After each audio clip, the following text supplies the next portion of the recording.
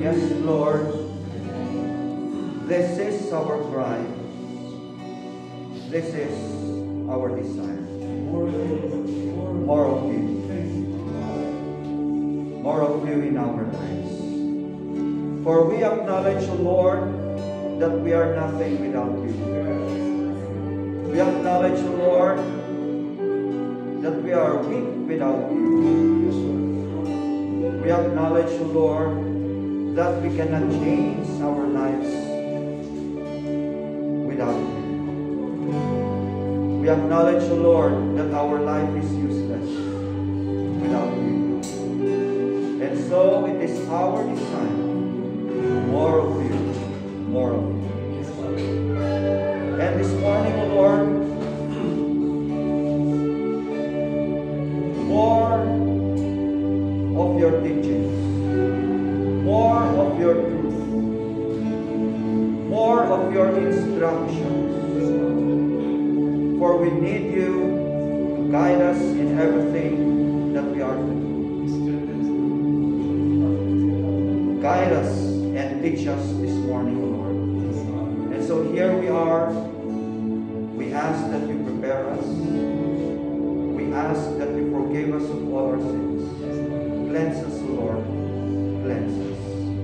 Prepare our hearts. Prepare our minds. Open our ears. Open our eyes. That we will be able to see the truth and retain this teaching in our hearts. Apply them in our daily lives. We thank you. We glorify you in Jesus' name. Amen.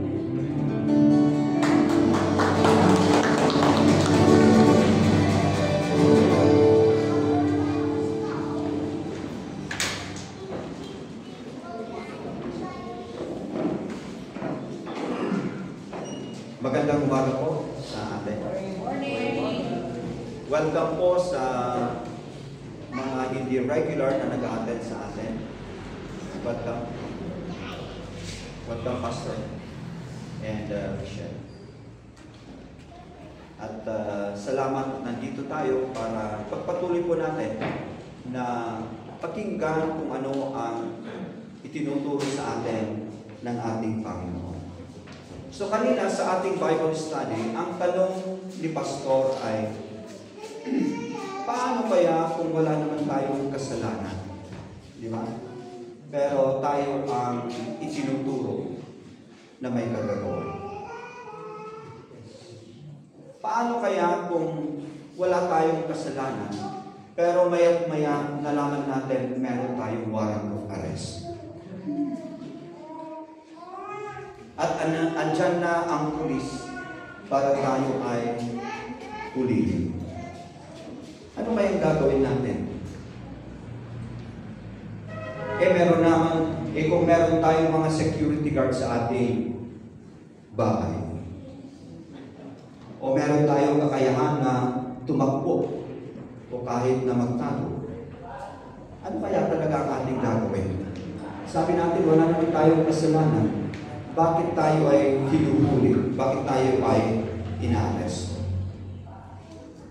Paano kung gumagawa tayo ng tama, pero sa harapan ng iba, tayo pa rin ang sinisiraan? Hindi nila tinatanggap na tama yung ating ginagawa o ang ating sinasabi. Ano kaya ang mararamdaman natin o ano ang dapat natin gawin? Paano kung ang ating ginagawa ay ayon sa plano ng Diyos at yon ay klaro sa atin na yon ang ating gagawin? At sa ating paggawa, sa pinapagawa sa atin ng Diyos, tayo ang masama. Ano ang ating gagawin? Atras na ba tayo? Paano kung mismo ang ating buhay ang nakataya sa pinapagawa sa atin ng Diyos? Atras tayo. Ano kaya ang ating gagawin? Mahirap ano? Mahirap ba o klaro na sa atin ang ating sagot? Klaro. Klaro ang ating sagot. Kaya ba natin gawin?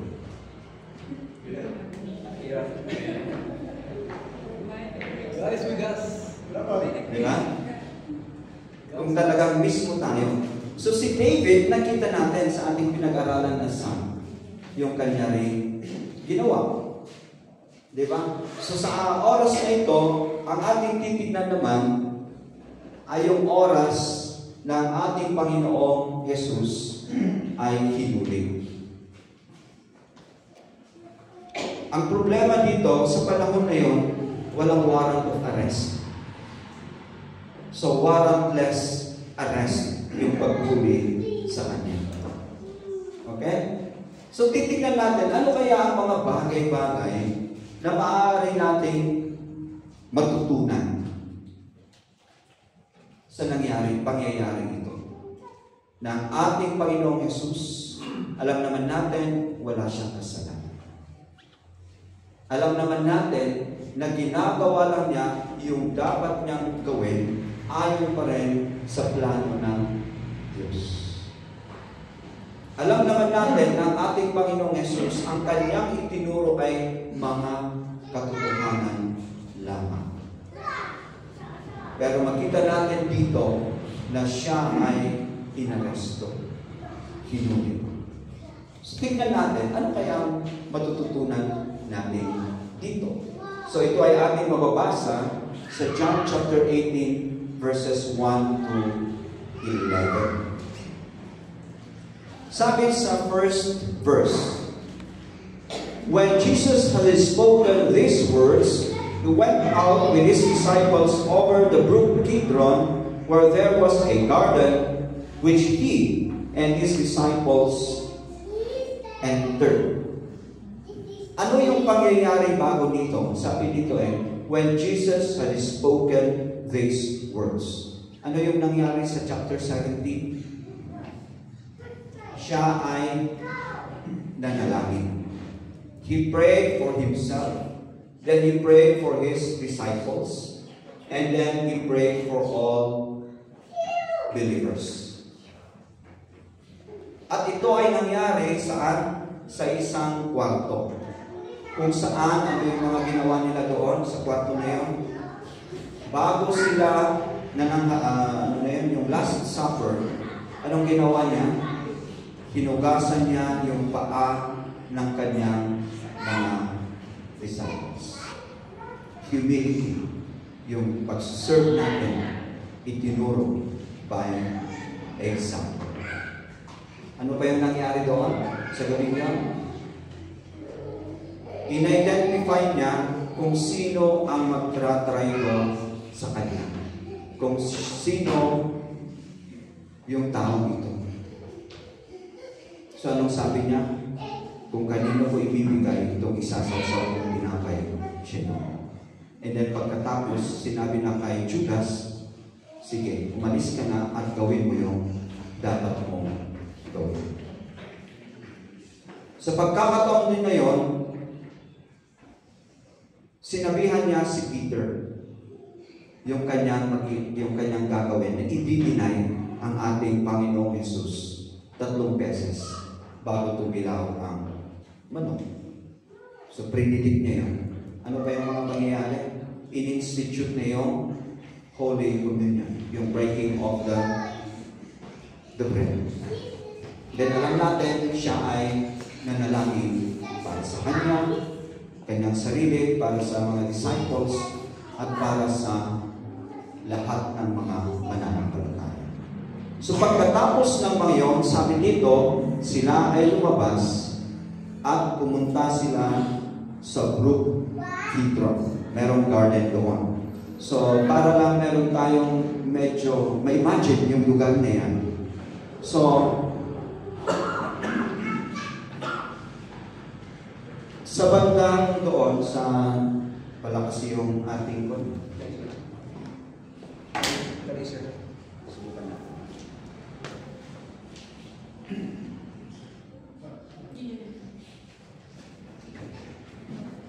Meron ba?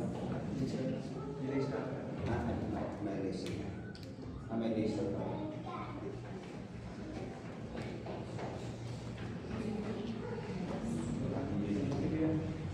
Dito sa banda rito, so dito yung Temple Mount, ano? Wala. Sige, di ba na? Mapagkaya. So, meron yung Temple Mount dito. Basta, Temple Mount sa banda roon. So, nandoon yung City of David and everything. And then, sa banda rito yung Mount of Olives. And then, sa gitna yan, nandyan yung Kidron Valley. So, nasa banda sila roon, mag-cross sila, pumunta sila sa bandang Mount of Olives, kung saan merong garden. Anong garden yun? Yung Gethsemane. Doon sila. Sa ngayon, merong church doon. So, kung nasa Mount of Olives ka, ito yung makikita mo. At kung nandun ka rin sa Temple Mount, makikita mo ang Mount of Olives. So, andito. May simbahan dito, and then andito yung garden. Yan ang itinuturo kung saan ang Gethsemane. So, yan. So, kung makikita mo, andyan yung mga olive trees. Malalaki yung mga, ano to? Yung mga puno. Makita mo kung gaano katagal yung mga olives na yan. So, dyan sila pumunta. At sabi sa ating nabasa, doon sila palaging pumupunta ng kanilang kasama niya ang kanyang mga disipulo. At sa verse, at doon, pag babasahin natin ang libro ni Matthew, ni Mark, ni Luke, siya ay nanalangin. Okay?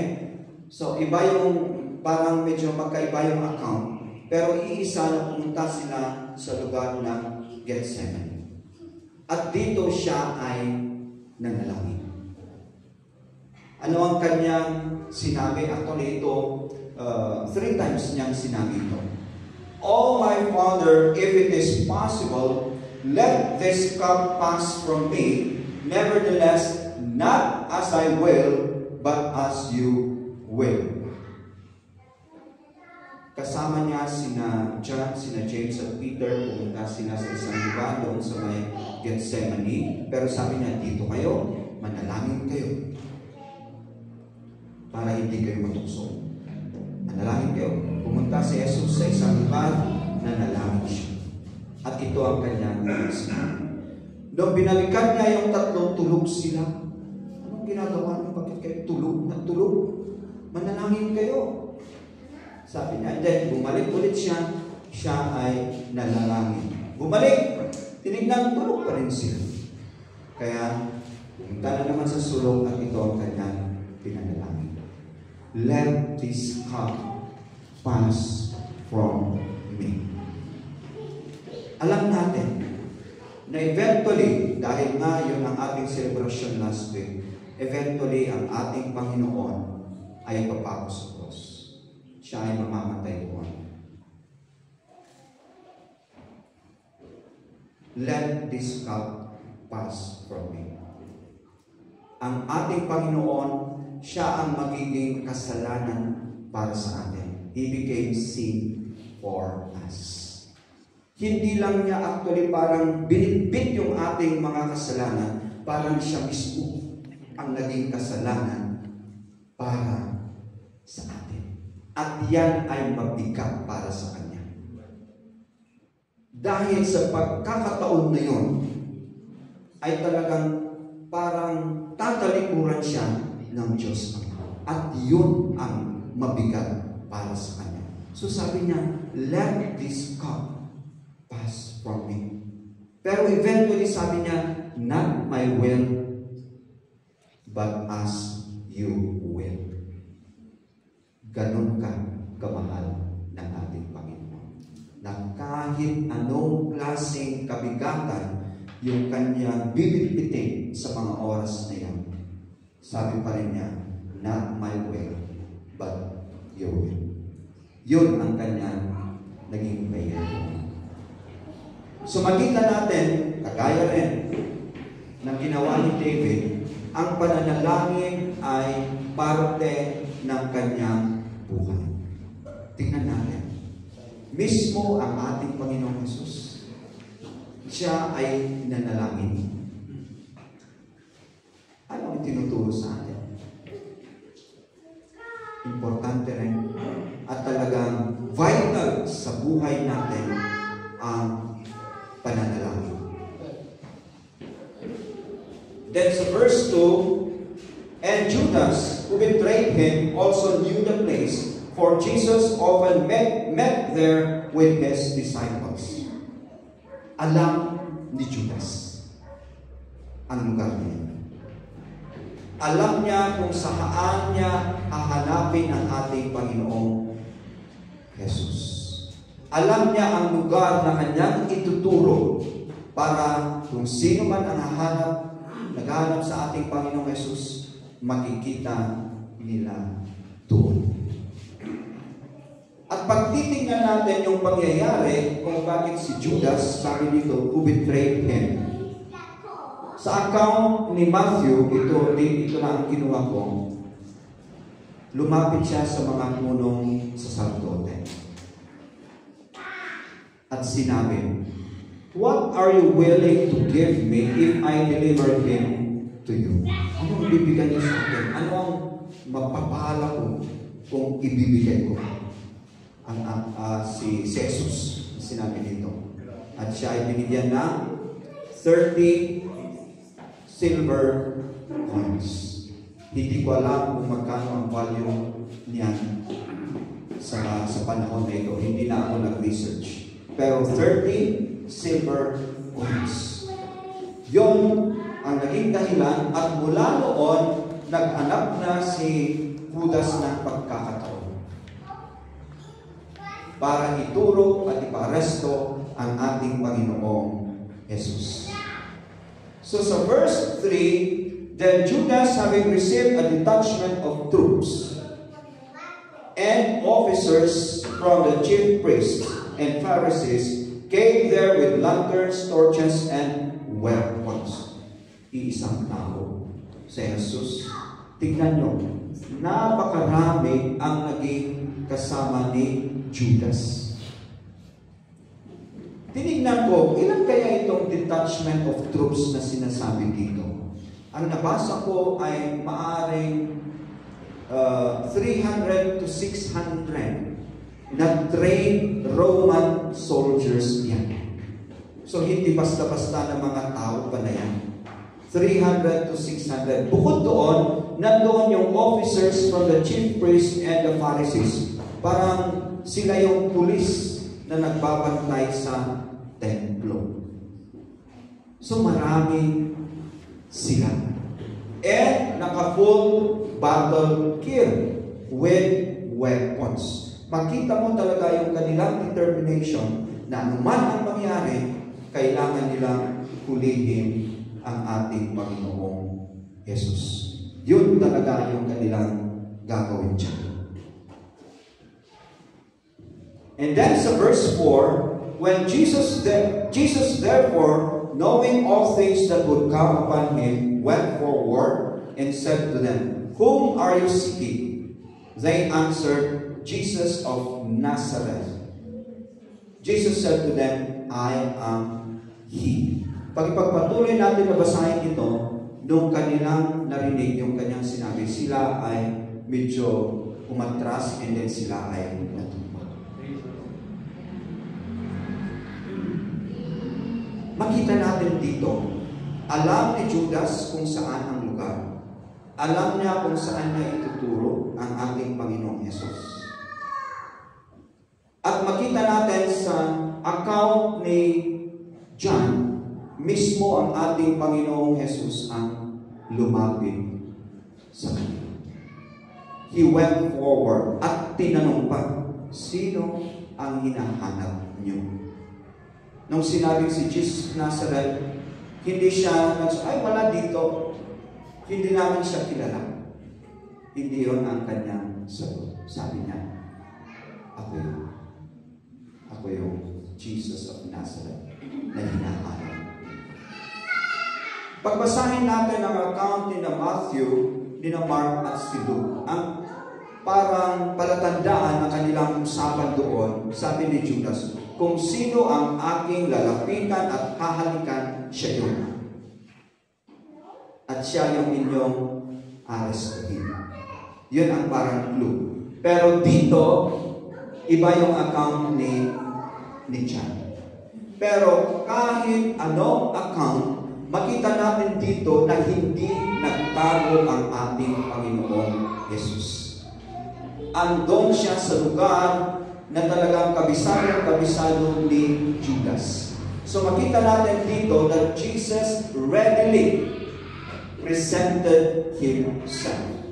Kasi sabi, knowing all things that would come upon him, alam na alam ng ating Panginoong Jesus kung ano ang mga susunod na mangyayari sa kanya. Hindi siya nagtago, pumunta siya sa isang lugar na alam niya na anytime makahanap siya.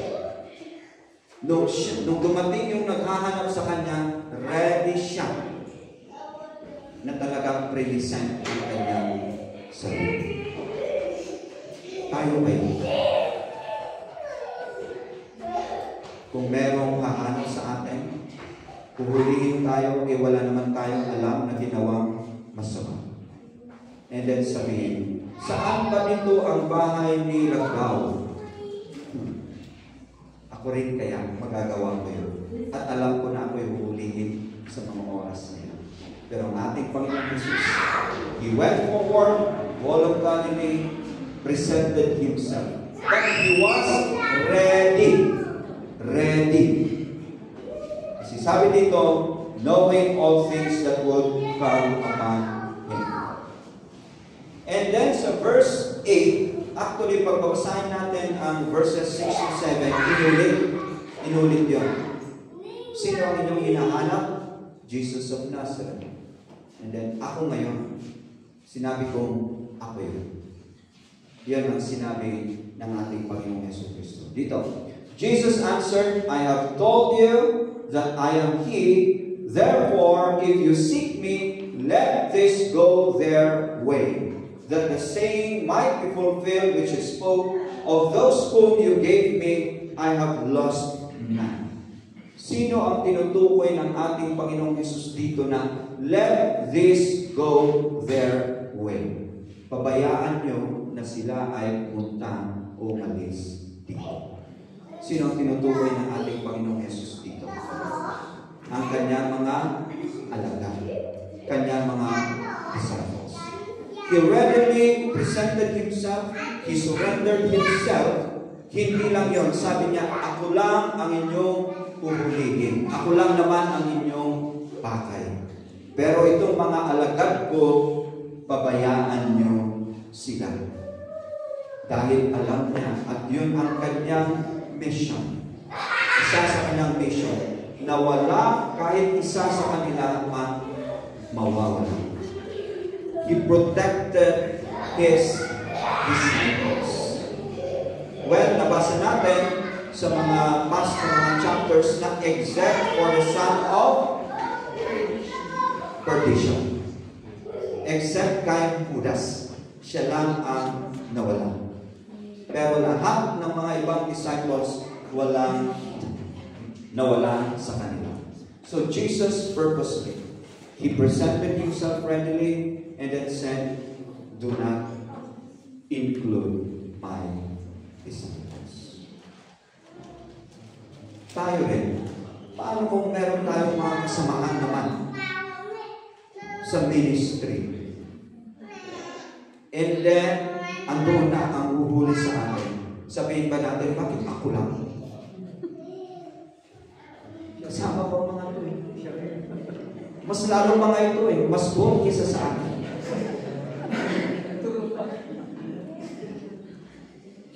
May favoritism yata dito. Bakit ako lang? May discrimination yata dito. O pasusubuhin mo yung iba, sila rin. Lahat kami. May kasalanan, may ginawa. Pero iba ang ating Panginoong Jesus. Sarili lang niya ang kanyang presenta na kailangan nila hulihan. And then sa verse 10, then Simon Peter, having a sword, drew it and struck the high priest's servant and cut off his right ear. The servant's name was Malchus. Ano ang naging reaction ng ating Panginoong Jesus? So Jesus said to Peter, "Put your sword into the sheath. Shall I not drink the cup which my Father has given me?"